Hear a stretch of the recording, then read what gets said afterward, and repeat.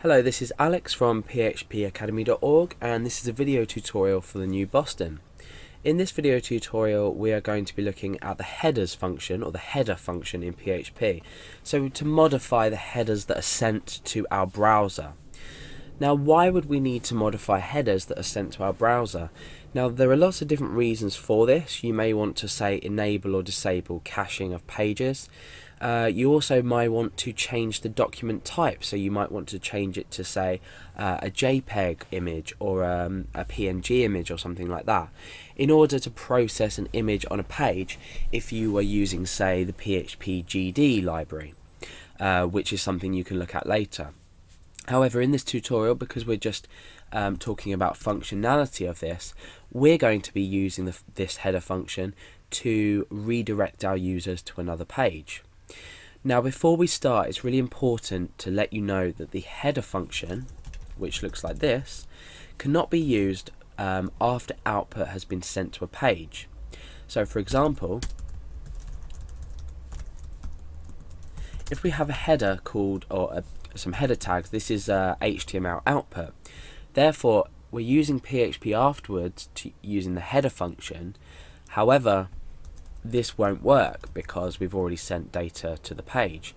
So if you are to use the header function, you either have to use it after our content, or we need to talk about output buffering and starting output buffering on a page, which is another tutorial. So you can have a look at that in regards to headers. So let's just say we have a PHP, a blank PHP page. I'm going to create a variable called true. In fact, I'm going to create a variable called redirect, which is equal to true. Now I'm going to create a simple if statement to redirect us to a specific page if this variable is true. So obviously this is an example, but later on, if you have, let's say, want to log a user in or log a user out, you might want to redirect them back to a specific page. So we start the header function like this, and inside we specify the location, and to do this we always use the predefined text location and then a colon, and after this we specify the page we want to redirect the user to. So I'm going to say redirect page equals http://google.co.uk. So now what I can do after this is I can append redirect page. So this is essentially the same as typing header and then the location inside, and then writing it like that. However, I'm using variables just so we can get used to the idea that this page may change. So at the moment, this should redirect us to Google as we enter the page. So let's refresh, and you can see what that's done is it's redirected me straight over to google.co.uk. So let's slightly modify the script. I want to say if redirect equals true, redirect the user, otherwise don't. So at the moment redirect is equal to true, but I can change this to redirect equals false, and we can go back headers, and we haven't been redirected. However, if we were to change this here to true and we were to redirect to a specific page, then we refresh and we are redirected.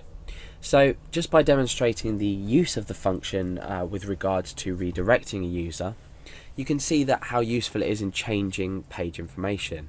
Like I said, now this is an example to redirect a user. However, if you research this function enough and watch some of my other tutorials as well, because we will be using this function later on, you'll understand that it's not just for redirecting a user. It's actually just to modify the header information with your client, your browser. So bear this function in mind. The location feature of it is very important, and it's a great way to sort of quickly redirect your user without using any meta tags, so HTML meta tags. And just remember that we can't have any output, any HTML output before this. So I've created header tags my page with the h1 tags. Now let's go back and go to headers. Now we've got the my page displayed, that's absolutely fine, but now we have a warning. It says cannot modify header information. Headers already sent on line 8. So this is the where we're getting the error. You can see this is line 8, but headers already sent. However, if we were to have this below here, we're already modifying the page's headers, so we're resending header information, but we're never going to get to see this. So what happens if you want to have a page that already maybe has some output, but you need to redirect the user at some point? Well, there's a simple option, and that's OB, which stands for output buffering. And we'll discuss that in another tutorial, which will be the next after this.